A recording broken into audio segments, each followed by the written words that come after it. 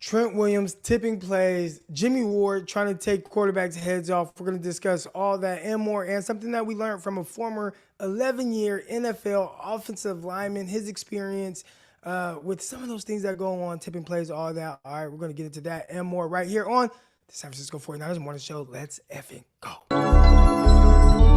Intercepted. It is picked off by Aaron Crocker. Over midfield, he'll run it all the way into the end zone. Touchdown. Crosstalk TV podcast. Peace.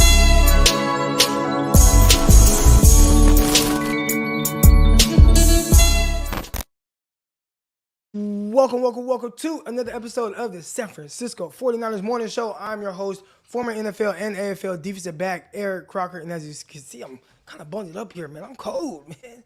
It's cold. It's like 30 degrees outside right now. And I don't know, this is like an add-on. My office is an add-on, so it's not warm in here. All right, it's not warm. We're going to get into talking about Trent Williams tipping plays. We had a former NFL offensive lineman, Kenny Wiggins, on, and he went into kind of detail, bro, really offensive line play. We went over a bunch of plays. So if you didn't tune in last night to the Eric Crocker, Greg Pinelli show, make sure you go find that video. I posted the link to Twitter at Eric_Crocker. All right. Find that video. Great insight. Now, of course, as we do most of the time on that show, Greg Pinelli and I, we just kind of, went back and forth talking about random stuff for about, 15 minutes or so. But we did get into the film. Great film study session. Had somebody comment in the chat. Best video you've done. So really good insight. Good insight into the Harbaugh years. Because that's where Wiggins, he was on the 49ers during that time as a reserve offensive lineman. So make sure y'all tune in to all of that stuff right there. And I will be playing a clip today from what Wiggins had to say about Trent Williams tipping plays. Listen, a lot of people ask me about it. I don't fucking know. I don't know. I had to go get somebody, and Greg had to get somebody to find out somebody who's actually in that position, actually in those shoes, and he talks about that. All right, so and he has a funny little story about Frank Gore as well, and something he was tipping off to James Laurinaitis. All right, so we'll get into that right there. And also Jimmie Ward, right? There's a clip floating around of him, and I won't play the clip, but he's talking about taking quarterbacks' heads off. And I think there's this growing frustration with defenders not being able to touch quarterbacks. And when you got one out there in the open field running and he's not sliding, we head hunting. As always, make sure you guys tune in to Locked On 49ers with myself and Brian Peacock. Come at you 5 days a week. All right, we have what? Winky Wednesday? I'm pretty sure that's the one that dropped today. Later this evening, we record the crossover episode. Make sure y'all tune into that. All right, YouTube, Spotify, Apple, all that stuff. Locked On NFL Draft, same thing. And Underdog Fantasy. Promo code Crocky. Download the app or go to UnderdogFantasy.com. When you deposit $100 or less, whatever you deposit, they'll match your deposit up to $100. All right. So if you're into, player higher, lowers, all that stuff, bringing it all together, putting it together, making you some money. Do that. Will Steph Curry score more than 31 points? Yes, for higher for yes, lower for no. If you get that right, man, you get some money. All right, so make sure y'all tune into all that, do all that stuff right there. I see my 209 folks in the building. I'm not gonna lie. It really makes me happy to see y'all in here. I'm real 209. There was a while where I felt like a lot of people, I don't know, I want to move away from Stockton, it's a shithole or whatever, but I don't know, man. I feel like home that's your home, man. You take pride in that. If you got a bucket car, right, little bucket, you should take care of that as if it's a Mercedes. You feel me? And to me, that's Stockton. Like Stockton might be a bucket, whatever, but man, gotta take care of home. I take pride in that in my hometown. So shout out to all my 209 folks in the building. Shout out to everybody wherever you are. Shout out to Sean Livingston with the Flames coming in. He's feeling good. Johnny's feeling good. DeMarcus feeling good. Everybody's feeling good this morning. Let's go. K-Dot. Brian. All right. Okay. All right. Jerome. Here we go. Jerome. Michael. Raphael. Let's go. Everybody feeling good this morning. We got Do-Rag Crocky in the building. All right. When you see me with the Do-Rag, all that means is that I need to shave my head. I ain't trying to get waves here. All right, I ain't trying to get waves. Just trying to. I need to shave. All right. So, anyways, let's get into it, man. Let's start with, because I want to wait for people to kind of filter in, and I'll post a video of our guy Wiggins talking about the offensive line play. That has been a hot topic. And I generally try not to speak on things I don't know about. And if I don't know, then I will, tell y'all like, look, I don't know, but hey, these are my thoughts. All right. On the offensive line, tipping plays, it was a difficult one for me because Trent Williams has been playing so well. He plays at such a high level. And 49ers offensive line, for the most part, I mean, I think they are solid, right? Like, I mean, of course you can always improve, always. But, yeah, I don't know how big of a deal it is. So it was good to have somebody on here that truly knows. We got Eddie here. He says, Jesse got Twitter popping. He did. Jesse did get Twitter popping. And, funny, I saw this morning, I'm scrolling through Twitter, just in the morning, waking up. I wake up at like 4:10 a.m. Because I train some adults in the morning. And, I wake up early and I'm scrolling through Twitter, trying to wake up. And I see Grant Cohn. And Grant Cohn said, I posted this 3 weeks ago. And he did. He has a video. Grant has a video clip from 3 weeks ago of him talking about how Trent Williams is tipping plays. And nobody really paid attention to that. But they definitely paid attention to when Jesse said it. And that caused a big stir. Now, one thing about fans, I think it's you can bring that to the table. But then it's, all right, let's find out how much does it really matter? And I think that's one thing that we got the answer to, at least from Kenny Wiggins' perspective, 11-year NFL veteran. So can't wait to show that video. Just want to start with talking about Jimmie Ward. And Jimmie Ward was, real quick, we didn't talk about this, and I don't even think I brought it up, but I just got kind of an update on the University of Virginia canceled their football games this Saturday against Coastal Carolina in the wake of their shooting. And it had a former player. I don't know if it's on campus. I didn't really, look into all the details of it, but former player, and he shot multiple teammates. 3 of them ended up dead. I think there were a couple more that he shot as well that ended up living. But it's just terrible. It's terrible, and I don't know what's going on there. I don't know what caused that. I think if 3 or more people get shot, it's considered a mass shooting, so that is a school mass shooting. And it didn't seem random. It seemed like something happened. And I don't know, especially with these young, golly, so fucking young football players. And it's sad. It's sad. And, you see things like that and you just wish that it could be handled a different way, obviously. I've been in certain situations where things could go south and, fortunately for me, I'm here, I'm good, but it's tough, man, because you have your whole life to live in. And a lot of times you go through these, kind of just these things that you go through early on. And you wish you could handle situations different, man, and learn from that. And it's tough that 3 young men from the Virginia football team lost their life. That was tough. That was tough. Croc, Trent can hold his own, but does the tipping put the other rookies on the O-line in a bad situation? You know what? All right, I'm just gonna post a video. We'll sit here and watch it. This is what I'm gonna need y'all to do though, because I'm not sure if y'all be able to hear it. If you can hear it, just say, we hear it, or yes, and then if you can't, then you be like, we can't hear. All right, because I remember doing this before, and I don't remember exactly how I did it. All right, so 1 second. Let me pull the clip up, and then we'll make sure that we add sound to this. All right, so what I want y'all to do is let me know if y'all can hear it. 1 second.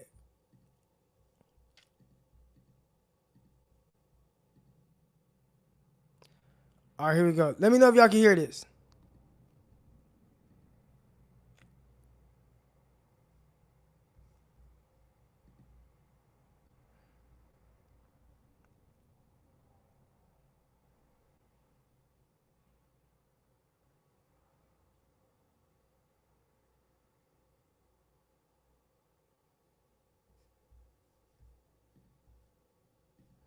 All right, so y'all can't hear it. I gotta remember, how did I get y'all to hear it last time?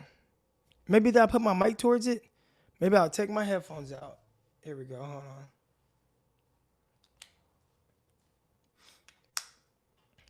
All right, and then let me see. All right. All right, so y'all, what I'm gonna do is I'm going to take my mic out, and I'm gonna take my headphones out and put my mic towards here, and then that should make it to where y'all can hear it. All right, here we go. Big storyline right now amongst 49er fans. All right, you got Trent Williams, and this random guy named Jesse Naylor. I'm messing with Jesse. Jesse's in the chat right now. And everybody that sent the super chats. Hey, we're gonna get to that. Just hang tight. All right, but we got Jesse in here now. This is him, Last Second Sports. So Jesse, at least Jesse, that's the first person I saw posted. He posted that Trent Williams is tipping his plays when he has his, and I don't know the exact words of this, but it's like foot back, it's 100% a pass, and if he has a different stance, it's 100% a run. So, are you familiar with guys just in general, offensive linemen? And I know you play the offensive line, so you're the perfect person to have this conversation with today. All right, but what goes into tipping a play or not tipping a play, or why would he potentially be tipping a play, and how big of an issue is that really? Personally, I don't think it's that big of an issue. You want to put yourself in the best possible position to do your job, right? No matter what it is. Yeah, you might be tipping off if your stance is a little bit wider or your foot's a little bit up, but you're playing left tackle for the 49ers, and they put him in a lot of positions where he's pulling and he's on an island. He's doing, especially because that's Trent Williams, he can do those things. So if he's got to pull across the line of scrimmage and go kick out somebody, he can't have a stance where he's getting ready to pass that against somebody coming off the left side. So there's definitely footwork involved when you have your steps for run or pass. Usually you like it to be somewhat mirrored when your stance, but you just can't do it at the tackle position for the stuff that they have him doing in a pass heavy offense like whatever a pass heavy offense. You're going to see like a Green Bay Packers offense. David Bakhtiari's, his left foot's back all the way. He's deep set. He's in a set basically already in a stance. You know it's because they're gonna be throwing 75% of the time. But in an offense like a balanced offense like San Francisco, where it's more run than pass, you're gonna have to kind of cheat it a little bit to help yourself be successful. Because if it's so hard to get that footwork going forward in the run game when you're in your pass stance, and the exact same opposite too when you're going backwards when you're in a run stance. So there's definitely a little bit of tipping, but I'm sure that there's a good reason for it, because they put Trent in those positions where he has to tip it or he has to cheat his stance a little bit to be successful on the plays. And do you think that, and I know another question, some things that have come up today with it, that him doing that has an effect on the defense recognizing it and putting other people in a predicament on the O-line, maybe some of the younger guys, the centers or whatever, because obviously we know that Trent Williams can hold his own regardless if he's showing pass set or run set, but that the other D linemen might be recognizing, or the DCs are recognizing those things and putting other dudes in the O-line in a predicament. I mean, you never know, because who knows what the defense is picking up. The defensive players they play defense for a reason, because they're stupid. And that's a lot of the reason why. Like that's the reason. The D lineman would, half the D linemen in the league would make $100 million playing O line, but they can't because they're dumb. So like that's the truth. I love it, man. It's the truth. So I mean, on the D line O line front, I don't think it's that big of a deal. Just dealing with these guys for years, but I could see how like a linebacker could key off of it, or like a safety or something could key off of it.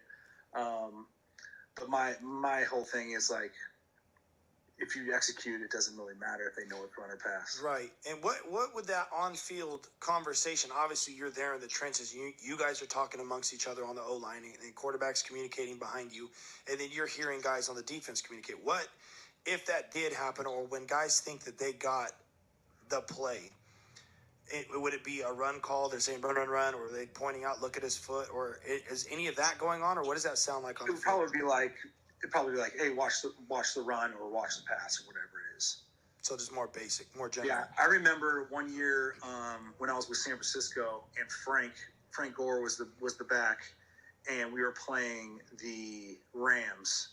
And what was that guy's name? The white linebacker, the Mike. Laurinaitis? Laurinaitis, whatever his name was. Correct. Don't ask me where I just pulled that name out. Yep, you're right though. You're right. He was reading Frank's head. So every time Frank's head would scan like this, it would be a pass. And every time his head would stay straight, it would be a run.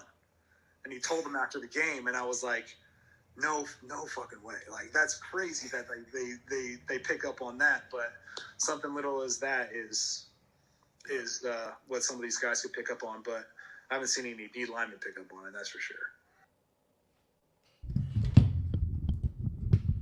All right.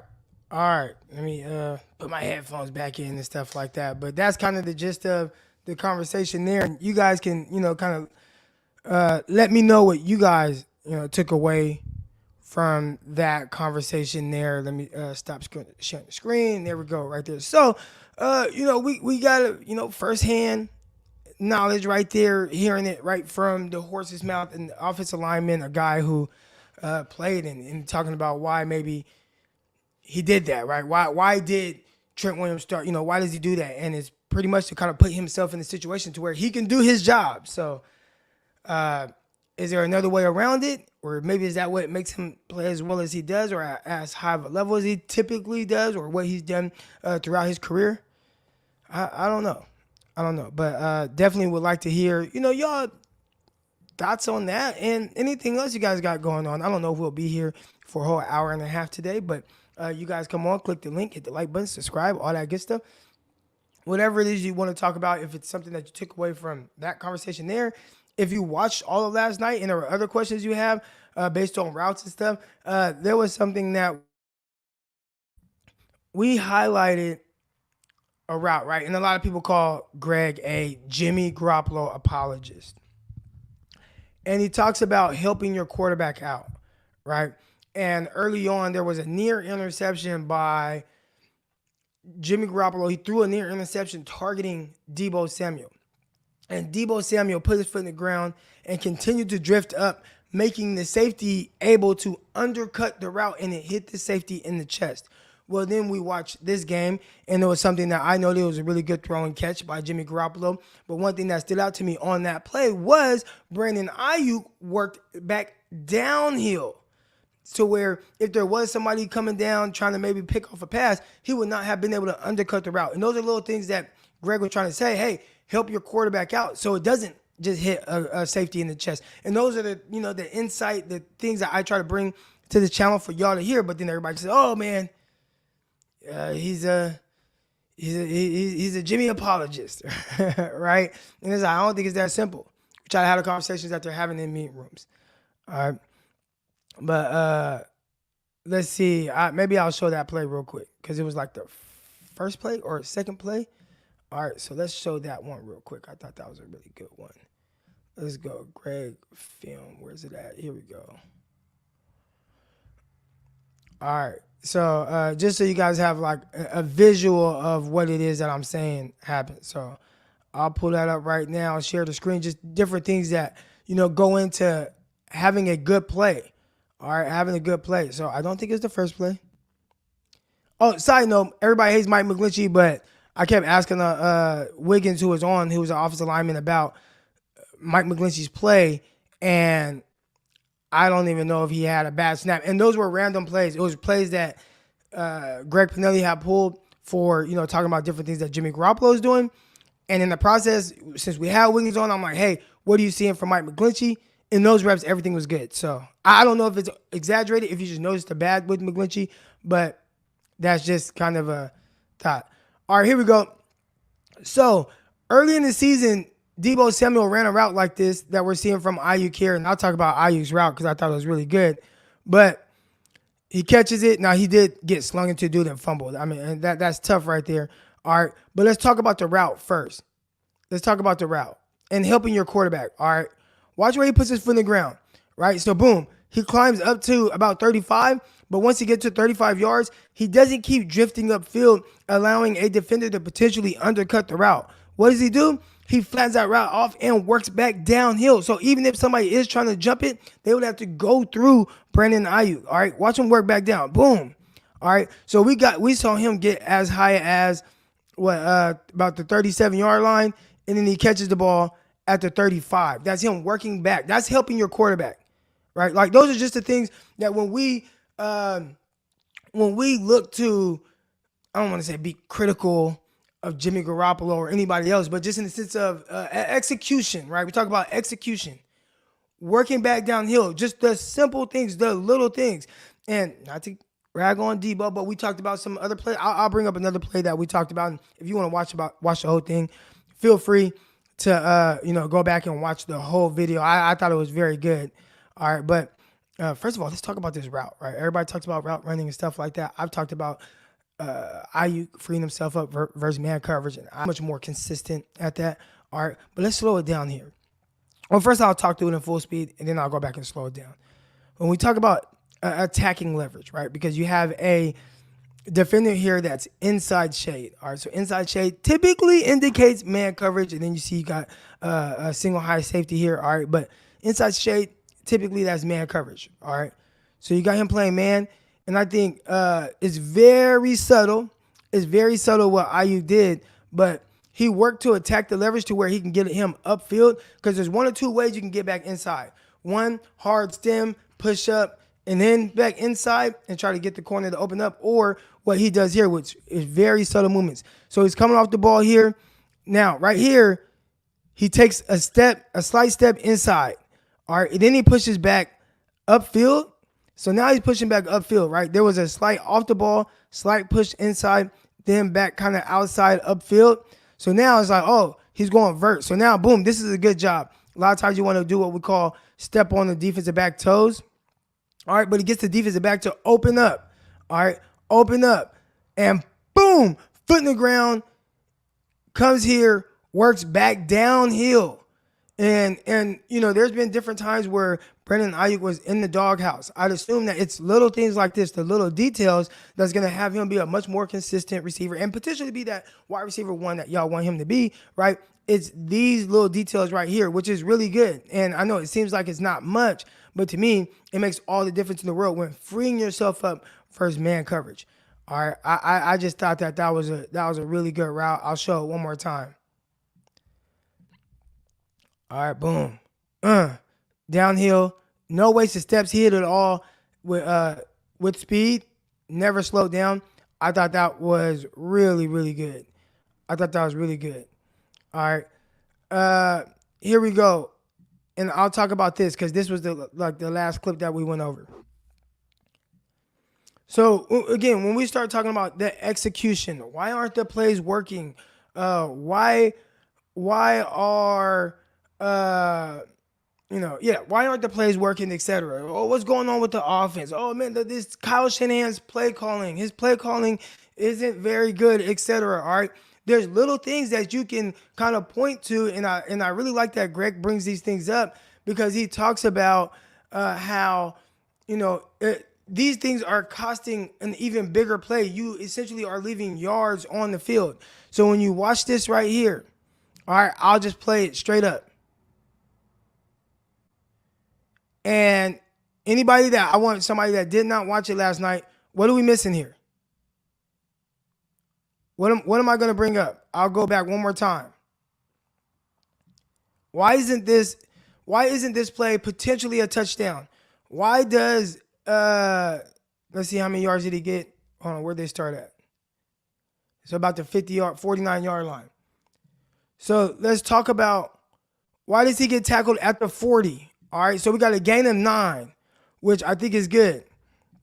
So real quick before we dive into it, and for those of you who did not watch last night, I want y'all to answer this. All right, why was this a 9-yard game? gain as opposed to a potentially 49-yard touchdown. I see McGlinchey should have moved to the second level. I see Burford and Brindle. All right. I see wrong hole. All right. And I see finally the right answer. Debo missed the block.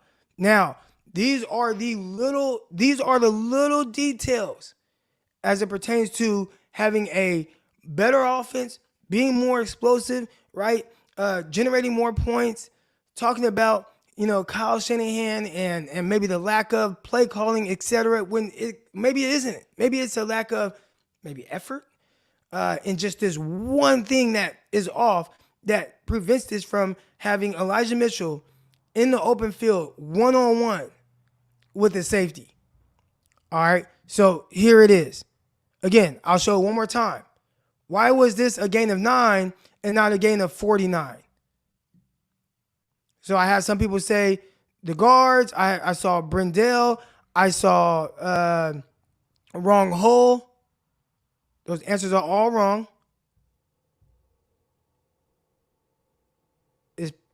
And I don't want to be hard on I love Debo Samuel.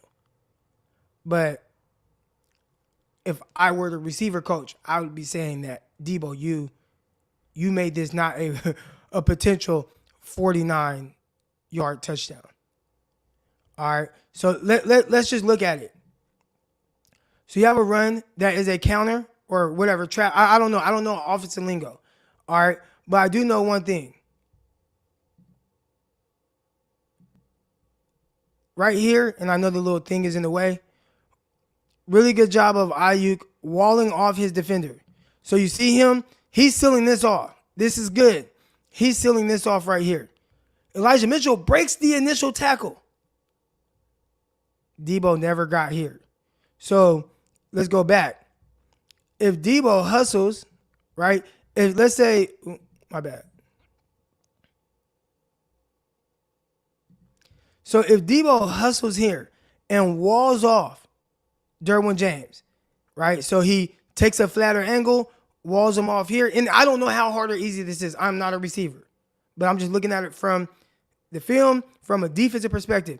If he gets here and walls him off, or at the very least makes him run around him and take this angle here, Elijah Mitchell's off in the running and is one-on-one with the safety. So you see him come off the ball.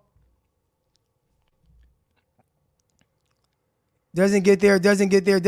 Never gets there. So when Elijah Mitchell breaks a tackle, which really you would like to see Derwin getting blocked, getting in his way here, and having to go around here, he just runs right by Debo and gets in on the tackle when Elijah Mitchell would have been off to the races or have a one-on-one situation with the safety there. All right. So that's a conversation for another day. But the plays are there. There are plays that are there. And it takes execution on all levels from everybody to spring off when we're just watching the game, 9-yard gain. That's good. But that could potentially be a 49-yard touchdown. All right. And there's more plays like that, right? So I see I saw somebody, where is it at? And most everybody, they are, I see the comments and whatever, but I think there's somebody that said something about defending Kyle. Did I see that? Stop defending Kyle Scamahan. I hear you, Hung Meow. All right. But yeah, you gotta block that backside. Block that backside, and that's potentially, you got a running back that's one-on-one with the safety there. All right. So, anyways, let's bring a couple guys on. All right. First, we're gonna go with J Law. J Law, good morning. How you doing? Hey, morning, Crocky. I'm doing pretty good. How you doing? I'm doing good. Nice jacket you got there. Thank you. Got a rep, victory week and all that fun stuff. You're looking good, by the way. I'm gonna just bring up a couple things because I've been listening since the game, and my wife had to check me because I was pissed after the game, even though we won. Hold on. Okay. You shouldn't be pissed after a win. It is hard to win at the NFL level. Look, and I understand that, and I appreciate that, but I counted, and then I stopped counting calls that were not being called that would have made this game script look a lot more like the dominant Niners that we were expecting to see, and I felt like there was other powers that be on Sunday that really wanted the Chargers to win. And I'm glad that the Niners, and this is what my wife checked me on, because I was complaining about the referees, the holding calls that didn't get called on Bosa, the offsides that the defenses, the Chargers defense didn't get called on, the false starts on their offense, the I think I mentioned the holding calls already. But one thing my wife pointed out to me, and I thought this was something really good, and then you pointed it out too, Croc, on Locked On 49ers. So I appreciate your insights that much more. But she pointed out that, look, the Niners, even though the refs were not calling a good game, in spite of all of that and Greenlaw getting ejected for no good reason, the Niners still pulled the W. Yeah. They played at a higher clip, they played better, and they played cleaner, and they won. They didn't let the refs stop them. And the main point that I want to bring up about that is everybody harps about the last Super Bowl, the holding calls that weren't on Bosa. If they would have just called the holding calls on Bosa, they would have won the Super Bowl and all that stuff. What this showed me this weekend is the Niners don't give a fuck if they get a fair game called. They're going to win regardless. And if they do get a fair game called, they're going to put up those points because their offense is clicking and is firing. They're moving up and down the field. I think there's a lot of hate going towards McGlinchey. And yeah, he's had a couple whiffs, but he also put some people on their back this weekend. So nobody's talking about that though. Right. And last point, everybody talking about how there's too many mouths to feed. I think, like you reiterated the other day, and I'm just going to kind of echo it, it's a really good problem to have if at any point one of 8 playmakers can pop off and just destroy a game. Right. Like, oh, Kittle's not being used. Yeah, but there will be a game where Kittle ends up being used because he's the hot hand, and Shanahan loves going with the hot hand. I think a reason we've been seeing Ayuk so much is because of his consistency. How many cornerbacks and defensive backs have we seen him completely turn around and he's just standing there wide open in the middle of the field? Like, Ayuk is the true wide receiver one, and I'm throwing out a hot take right now. Okay, I'm just throwing it out there because of things that I've seen, and as a fan, it's something I think that's a potential. I think Deebo Samuel gets traded over the offseason. I think they keep CMC and they keep Ayuk as the wide receiver, but I think Deebo ends up getting moved for some higher priority draft picks. I don't know if can you trade Deebo? Yeah, I think you can. I mean, what type of hit would you take? I mean, but would it be a hit? Like, what is he do? Like, not to sound anti-Semitic, but what has he done so far this season? He's dropped how many passes? He's gotten us one running. No, I game. mean, what type of cap hit would you take? Well, I mean, you can trade and have clauses that include part of the contract. Nah, man. Hey, That is a hot take. Listen. I'll give you that. What if That's the a hot take. Jacksonville Jaguars come out and they're like, hey, we're going to give you a first round, 2 second rounds, and we're going to cover his contract. Are the Niners going to say no? The 49ers would take a huge cap hit regardless. He hasn't even played a year on his new contract yet. That cap hit, like, I mean, now I say that, but I did see the Rams get rid of Jared Goff.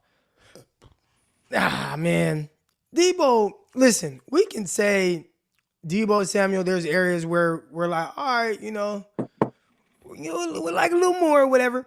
But what can't be disputed is he's hands down one of the best all-around weapons in the game. He carried the 49ers in the postseason. That's undisputed. Like, he's one of my favorite players. I'm not he is my favorite player. Like, you know what I'm saying? Like, I hear what you're saying though, but I think we're making more out of it. I mean, I think we could say, hey man, like, there's some areas where I could see where a coach would say something to the player about an effort or something like that. But that's the thing. I just, like, after the effort and the passion that we saw last year, I haven't seen that from him this year. Like, not yet anyways. And maybe that's because the Niners don't have to rely on him. Maybe he doesn't have that fire and that drive because the Niners have all the other players that they're able to lean on when Debo has an off game. So maybe that's why we're not seeing the explosive, he got it at a 1 yard pass from Jimmy Garoppolo and then ran it 90 yards. We're not seeing that because rather than taking that shot, Jimmy moves out of the pocket instead and takes the dump route to CMC or takes the slant route to Jennings, who, by the way, Jennings this weekend with those third down catches, you want to talk about clutch?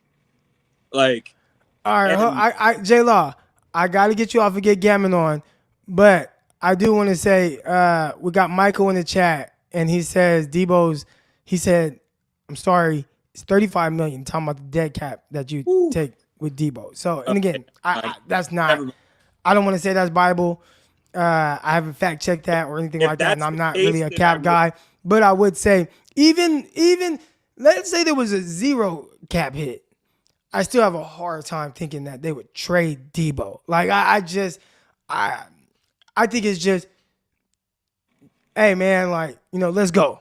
And you just have that conversation with whatever. And I don't know, but nah, man. All right, I gotta get my next caller on. I appreciate you coming on. Doc, be well. All right. Debo's a special talent. He is very special. I would say that there is a growing frustration with Greg Pinelli when watching the film and watching some of the things that Debo is not doing, right? Where he's just like, these are things that you expect your receivers to do, and maybe he's kind of cutting corners a little bit. I don't know. Debo, don't come at me. All right.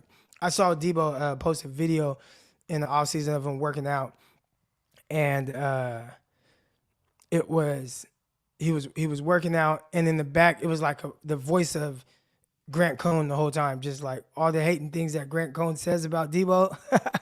And that was leading into last year when he had the great year. So I don't want to end up on nobody's video. Real quick before we get Gammon on, I wanted to show one more thing, right? When we talk about effort, and again, this is something you guys can watch this whole breakdown last night.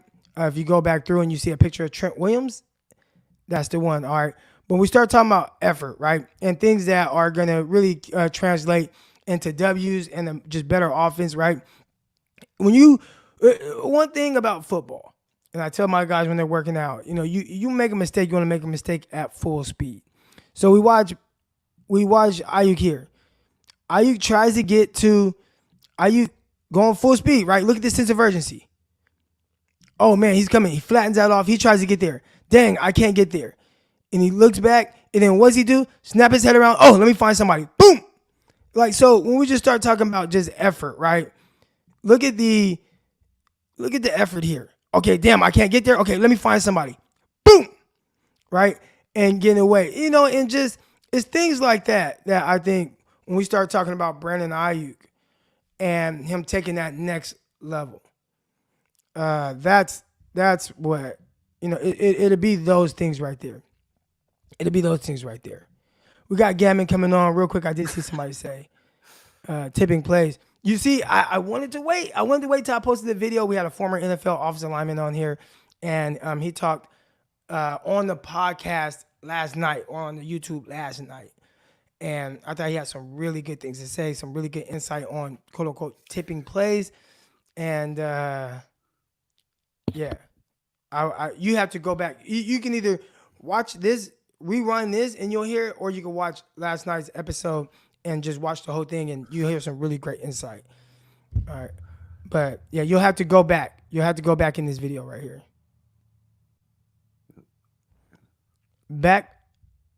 What's this? Backroom casting background. He's talking about my background, not your background. Talking about my background. Oh, okay. I think someone's on their Brazzers account a little bit too much, but that's a topic for another day. But no, you can hear them like through your walls. I don't know.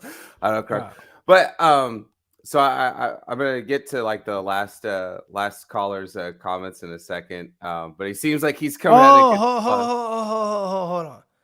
They said you got a casting couch behind. So like when the people be coming in, okay, I know. Okay, yeah, okay. Now it's all coming together. Slow moment, but I caught up. I'm there. All right, go ahead. It's okay, Croc. Don't feel bad. You spend more of your time watching game film, not the other stuff. Hey, sometimes me and the lady, we gotta spice it up a little. You understand what I'm saying? But go ahead. Man, here we go. Conversation for another day. That's right. That's why we y'all call gonna you be Rachi. married for a long time. And again, I haven't been married for a long time. I've been married 7 years. But you got to figure out different ways to, I don't even want to say spice things up. But like every once in a while, you got to just, because you can go through like a routine of just doing like the norm, right? And every once in a while, you got to figure out different ways to be like, ha, yeah. And, so just, you got to watch a little something, you understand? Get the little extra little, All right. But anyways, go ahead. Wow. Raunchy Crocky. Absolutely. This is not the way I thought it was going to start out. So I wanted to start off real quick, Croc, by saying, thank you for protecting other people's kind of like intellectual property. That was one of the first things I kind of keyed on Locked On 49ers when you kind of addressed that other people were trying to steal Jesse's thunder when he made that post or when he kind of like figured it out, and then other people were trying to basically take that and claim that as their own. That's kind of like one of my biggest fears, right? Is because I've kind of had it happen to me a little bit. That's one of my biggest fears is if you remember that once script or whatever with Key and Peele, and he's making that joke like, I wish I was high on pot and noose, and then his joke kind of gets taken or stolen, and everyone else kind of runs with it. So that was really kind of nice to hear you kind of go into bat for another content creator. Another thing too is I kind of want to address just very briefly. I wish Medic Mike was here, but I just kind of want to address really briefly the Kyle Shanahan offense being predictable. So before the start of the season, I said that the 49ers offense was going to be a little wonky, was going to be a little off kilter, that sort of thing. And then a viewer or commentator said, well, your take is wonky. But my biggest thing was like, the defense should be pretty much good to go because all their coordinators, defensive line coordinator, right, defensive backs coach, like they had that continuity. The same voices they heard the year prior, they still had that. Whereas I felt like you could have some telephoning kind of problems. You have a brand new quarterbacks coach who's ever been a quarterbacks coach, right? You have all these different. You don't have Wes Welker there for the wide receivers. So I don't know if maybe that's why there's a little bit of a lack in, I don't want to say discipline, but maybe accountability there, right? So you have all these different factors that kind of come into play. The 49ers are a lot more penalized, I think, on offense than they are on defense. So the coaching staff kind of plays into that. Also, too, Croc, I wanted to get your thoughts on this. But to me, in my opinion, as far as the Chargers game goes, I don't think this was the game to be fancy, to try and doing a whole bunch of crazy things. The Chargers already came pretty light into the game on the defensive front, and then as the game went on, they became more and more lighter as the game kind of went forward. And I see you kind of highlighted Wi-Fi's comment. Jesse got that from Grant Cohn. LOL. So I watch a lot of like Jesse stuff, and one of the things real quick. So yeah. I guess I'll bring it up. I started so that I remember to get back to it. I did see Grant when I was scrolling through Twitter this morning. I think a post from him on Twitter popped up from last night, and the algorithm. I don't even know how they do these things, but Grant said, "I showed this 3 weeks ago." Right? Like I talked about this 3 weeks ago, and I talked about that earlier in the show. Where the thing with me on Twitter, I don't see everything because I'm definitely not on Twitter as much as I think people probably assume. Because you'll see me tweet periodically throughout the day, but I'm pretty busy for the most part, like just doing things, and I go from one thing to the next, to the next, to the next. And in between there, I might see something, I might fire off a tweet or a response, but for the most part, I don't just spend like my all day. It's just I might be on there 5 minutes at one point, 5 minutes later, 5 minutes, you know what I'm saying? Periodically, but not throughout the day. Then because of the way the algorithms work, they do it however they want. So I don't see a lot of stuff. So I didn't see anything about Grant Cohn saying it previously, but for whatever reason, the algorithm definitely showed it to me this time with Jesse, and I saw all the interactions. So I listen. I don't know, but shout out to both of those guys. I think both terrific content creators, and they both do a really good job. But so when I said it on Locked On 49ers, I mean, I don't know. I ain't know nothing about Grant Cohn saying it 3 weeks ago, but shout out to Grant Cohn. He's on top of stuff too. So right, yeah, both of them are. One of the things was that so on Thursdays usually I try to see if I can call in onto Jesse's show, because what I try to do is, and I don't know, it's just a weird fascination that people have with Jesse, but they usually try to, and I have fun with it. It's just kind of like a gag, but people usually comment, like I've seen this happen with you, Croc. They'll comment on like your beard is small, or I don't know. I'm not even allowed to have a beard in the military, so it'd just be nice. I'll see them kind of like take like when they can't actually win an argument, they kind of go for more, I don't know, what you kind of remember on like playground kind of like talks and that sort of thing. But with like Jesse, what was interesting was, I don't know if Grant Cohn was the first one to say it, but I think also you said on Locked On 49ers was I think the originating source was the Bears player, the rookie, who said it after week 1. Right. And that was much more than 3 weeks ago. The other thing too is if you watched a lot of Jesse's shows, he was actually kind of alluding to this for several weeks. And anybody who knows Jesse, he puts in a lot of time and research, as I think a lot of the content creators do. There's a lot of people who are listening right now who aspire to be content creators. And the biggest thing is you need to have a niche. What do you do that's just so much better than what everybody else does? And I think that Jesse kind of put that on full display. But instead of people wanting to give people props, instead they feel better about taking people down. And I always find that kind of odd. It's like, maybe you need to try I'm being honest. Maybe you need to try some self-love. Maybe go to the store, buy yourself some new sneakers, go for a run, change your diet. I don't know, but just trying to tear somebody down after they kind of do something that's on that national level. We tear down one of our own content creators who just gave us something awesome to kind of look at differently in different perspective.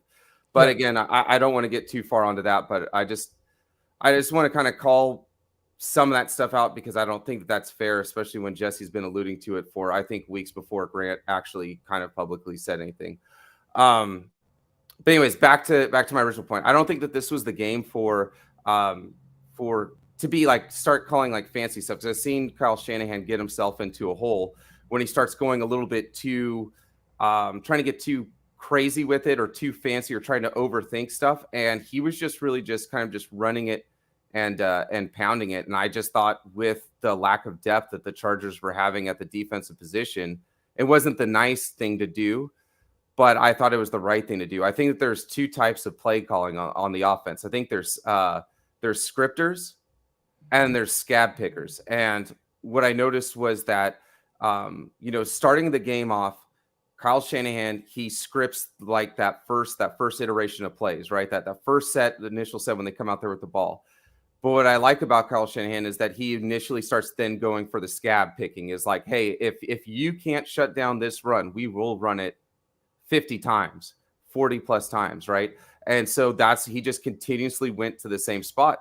Their defense linemen were getting worn out, tired, hurt, and he went to the same attack. So I was just really, really happy with that. But I don't know what your take was on that too. But I just felt like, I just didn't see anything wrong with them being predictable, considering the Chargers didn't really have the horses in the stable, I think, to kind of compete with it at that point. I don't see. So I typically don't say that the offense is predictable because I think this is what I know about offenses. All right. All offensive coordinators have their philosophies. All offensive coordinators have their tendencies. All offensive coordinators, play callers, have their plays in certain situations that are their go-tos. And defenses pick up on those, defensive coordinators, and they put their players in position to defend what the opposing play caller likes to do. And vice versa. You could use that to work against him. So when you look at guys like Kyle Shanahan, he knows if I show you something and I show you something, then you're going to pick up on that, and then that's when I do the opposite. And Kyle talked about setting up plays and why it was difficult for him to get Trey Lance in last year, where it threw off the rhythm of the play calling. And essentially what he's saying is everything that he does, a lot of what he does is to set up other things. So even if it's something that they know is coming, I'm going to show you this, right? And I'm going to confirm what you think is coming until I do the opposite. So I typically don't say that, it's predictable. And I think a lot of times we just notice, maybe out of 70 plays, we might notice a couple of times when a play is ran the same. I think there's certain situations where we might expect something to come, but that's the kind of their go-to in that moment. And I guess that makes them predictable, but when it works, it's not predictable, but you know what I'm saying? Yeah. So, I don't know. I usually don't go that route with it. So my question, this is kind of, I wanted your perspective with the AFL, NFL kind of experience. But I'm sure it was kind of your job too, right? Is kind of being the corner, kind of protecting that outside edge, kind of being the boundary kind of defender. Was it something, did you ever notice it sometimes from certain teams? Like, okay, I can tell 70% of the time, like if their linemen or the tackles lined up or positioned this kind of way, I can key off on it knowing, hey, it's probably going to be a run, right? Those kinds of tendencies, and I'm not sure exactly what specifically you're going to have to look at. And then question number 2 is, if you're able to do that, did you ever go up against an offense that used as much motion as the 49ers do? And with how much motion the 49ers do, hey, maybe you do know that it's going to be a run, but with the amount of motion that they have, the amount of pulling that they have, and how well they are with operating inside or outside zone, does it become a point like, hey, we know it's a run, but damn it, we can't stop it there. Trent Williams is just, because I'll see him like cut back inside and just manhandle 2 people. I'm like, damn, they might have known it was a run, but they just got crack blocked with like a serious, like they got the business. Let's start with the first question that you asked about, being a corner, being a guy that might be, have some, setting the edge responsibility and whatnot. A lot of what I remember from my time playing had more to do with situational football and down and distance and understanding what they do. So I remember there were times where, when I was in college, I remember this specifically playing against a certain school, and on pin 10, and they run, they have twins to my side with the running back to my side, it's toss every time. So I would know that, right? Now, if it was pin 10 and the running back was away, then it's something different. But, teams have their tendencies and their tails, like regardless. I remember that. I know that guys at the second level, especially like maybe like a safety and definitely linebackers, look at the guards, and the guards kind of take you to the ball. So, again, some of these are, that's more of a post-snap thing, but you kind of see what the guard is doing, and a lot of times the guard will take you to where the ball is going, and then it's on you to kind of beat him there into that gap or whatever. right? So I think ultimately a lot of it falls on the execution. Now, knowing that it's 100% a run or 100% a pass, I do think that would typically benefit a defense. I would think so. If I just know, like, oh, it's a run coming. I mean, you still got to kind of play honest, I guess. But if you get a 100% tell, even if you're just a linebacker and it's like, hey, like, I'm going to shoot because I know it's a run, the tough thing is you still don't know where it's going to go. And you still got to do that. But at least you know it's a run. So, I mean, I don't know how much that – it has to help to some extent because you're just triggering faster on the run. But if – you know, okay, I know it's a run, but then I'm looking like, all right, where they're going. And then guys start motioning around. And then a guy pulls and this. It's like I still have to try to read my keys on where is this run going. And then, boom, I get hit in the head and, a running back runs right through. So I guess it helps to know just so that your eyes are a little bit more disciplined as opposed to thinking, oh, I have to pass drop. Or vice versa, right? If it's a pass, you see that pass set from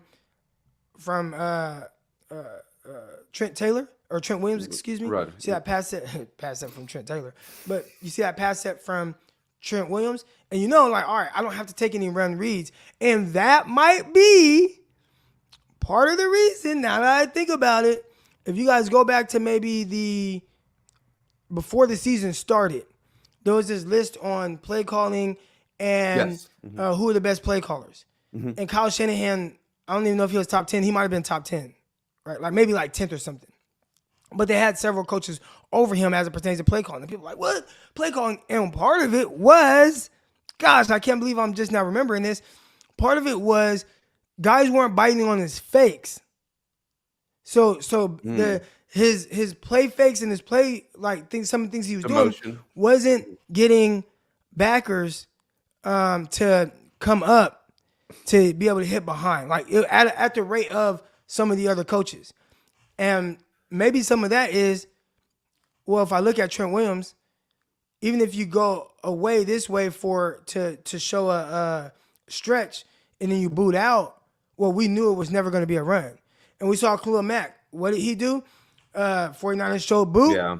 Yeah. Khalil Mack went straight for the quarterback. Yep. I saw that with a couple times with Trey Lance early in the season, just off the top of my head, plays I remember. But there was a play where Trey Lance against the Seahawks went boot, he came out of it, and there was a guy right in his face, and he had to kind of like throw it away. He didn't have time to get it to Kyle Juszczyk. So maybe there is something to it, especially on those boot plays, because I know for sure. I remember those plays deliberately, and maybe the guys aren't coming down the line or crashing down because there's tips. So that's just, something that I kind of remember. As far as motions go, I don't know if the pre-snap motions help or, hurt you versus keying on run and stuff like that, but I do know it changes your responsibility. So a lot of times, even as a cornerback, if I got one to my side and then two motions away or two motions towards me, then now like that changes my responsibility on how I have to do this coverage. And it also changes strength side and et cetera. So those are things right there that I hope I answered the question. I think so. And then another thing I wanted to say was Jimmie Ward. Did he deserve a game ball? Jimmie Ward. Yeah. I haven't watched it back through to that extent. I got to go back and watch it. My bad. Okay. It's okay. It's okay. And then last thing before I go, I know you rep the 209 pretty hard. I got nothing but love for all my people in the 9-1 sizzle. Shout out to Sacktown. Can Sacramento, can the Kings get some props from you at all? The Kings kicked the hell out of Brooklyn. I want to say they beat my Lakers. They are doing well. And you know what? Listen, when I was growing up, the Kings were really good. And Sacramento really embraced that. And they had the cowbells ringing and all that. And, I mean, that Sleep Train Arena or whatever it was called back in the day, I know they got the new arena now. Arco Arena. But it was rocking. Yeah. And I'm all for, I am not a Kings fan at all. But you should. I would love to see them rocking. my son, his stepdad takes him to the Kings games and stuff like that. The more intense those games are, the more intense the environment is. I think the better my son has an experience there. So hopefully they keep it going, man, and they keep it rocking, and they go back to what they were when I was a kid, which you had, Mike Bibby, then you had Jason Williams, you had Weber, you had Vlade, you had Peja, like those teams were so good. And it made the games between them and the Lakers so meaningful. And hopefully they can get back to that.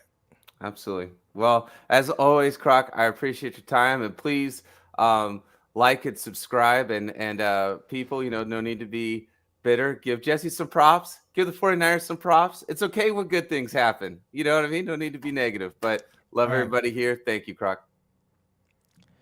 I completely forgot about, or not forgot, but it's just never thought about it. Like, man, that guy didn't bite on that play fake at all. And I'm like, is it something Trey Lance did? Did he not carry out the fake well enough? And you got a guy right in your face.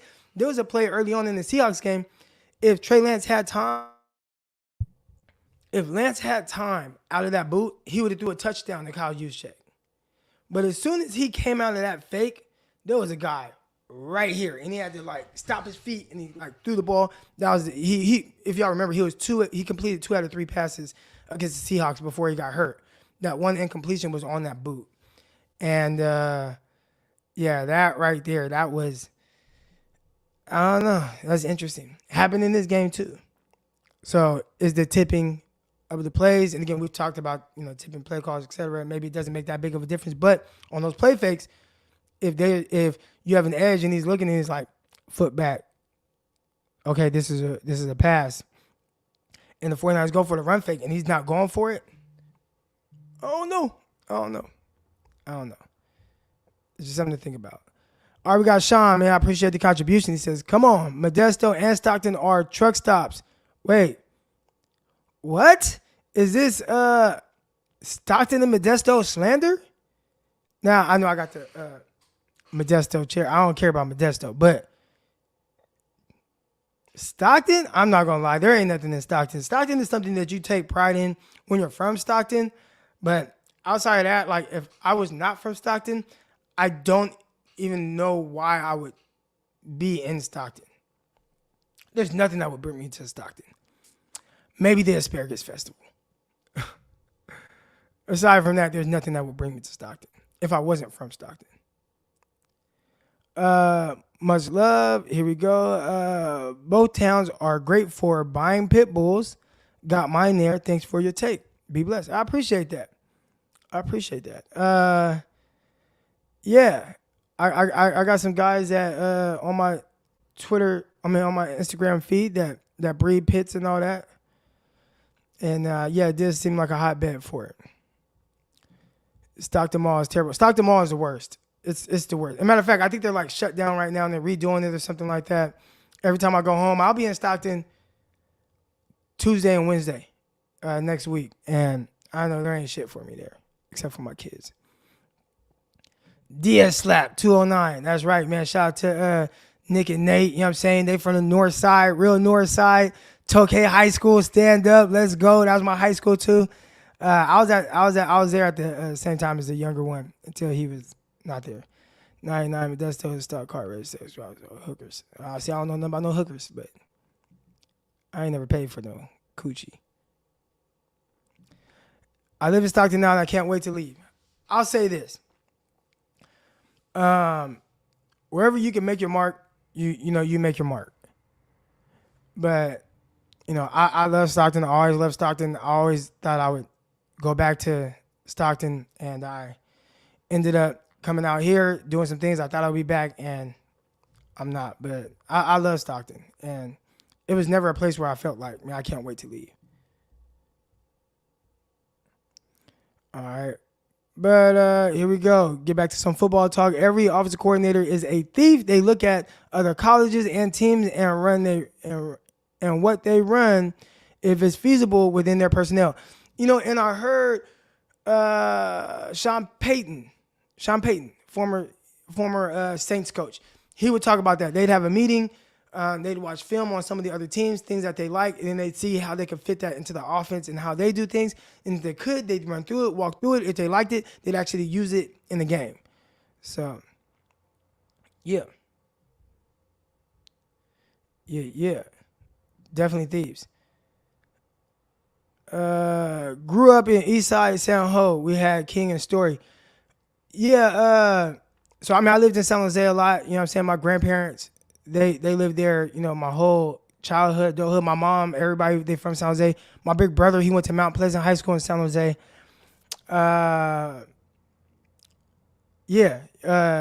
Tully and White. That's where my family from, right there by Eastridge Mall. So that, Eastside San Jose. There was some other chats here. Appreciate the donation from my guy. Maybe this is the second time. I don't know if you meant to just put the dollar without the comment. I know you did that yesterday. Speaking of Juszczyk, he gave a blocking clinic out that piece. Yeah, Juszczyk, he does all the dirty work. He for sure does the dirty work, and he does the dirty work at a very high level. Very high level. See, I know, my fault, Amy. I thought I got to stop moving the time around. Here's the thing with the time of the show. I originally moved it to 11 a.m. because I need to do things in the morning with my wife. So like we, eat breakfast together, go over some business stuff as it pertains to my gym, things like that, map out our day, different things. I'd be able to like talk with my wife during that time, because if I don't, if I go on this show and then once I get off, she's going to work, and then by the time she's off work, I'm training athletes, and then I'm podcasting for the rest of the evening, and we just never talk or have conversations about things that need to be handled. So I moved it to 11, so we have that time in the morning to be able to have those conversations. Well, on mornings where she just has to go into work early or whatever, then I still try to come on early. So that's why sometimes I'm on at 11, or sometimes I'm on at 8:30, and I want to stick to a time. I'm not gonna lie, it's hard. It's hard to stick to a specific time. So what I need to do is, if I know the night before, I'll schedule the live stream the night before, so then you'll know, like, okay, he's on that. And when I say 8:30 and 11, I'm talking about Central Time. So I'm talking about all Central Time Zone, since I live in Arkansas. So yeah, busy. But man, appreciate everybody, man. Y'all know we come in here, talk some football, talk some other stuff, talk some freaky stuff, whatever. But I appreciate everybody's contributes to this great show. I love all y'all. I appreciate all y'all. And Amy is right. Happy wife, happy podcast. That's right. Croc look like he about to hit a lick. Yeah, Black Force is on too. Nah, I got black Crocs on though. You feel me? You see it? All right. I got black Crocs on. My lick hitting days are over with. That I retired that in when I was 20 years old. I was tripping when I was young. Tanya, say I appreciate you. Great show. Keep up the great work. I appreciate that. Let's go.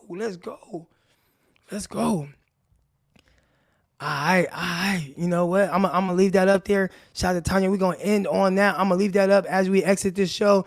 Hit the like button, hit the subscribe button if y'all haven't already, man. And we're gonna be back here tomorrow. I'd assume 11 Central, 9 a.m. Pacific, but I gotta check with my wife. Check back tonight and you'll see a live stream scheduled, and that's what time it'll be tomorrow. All right, but that's gonna do it for this episode. I'll see y'all tomorrow. Peace. Intercepted. It is picked off by Aaron Crocker. Over midfield, he'll run it all the way into the end zone. Touchdown. Cross Talk TV podcast. Peace.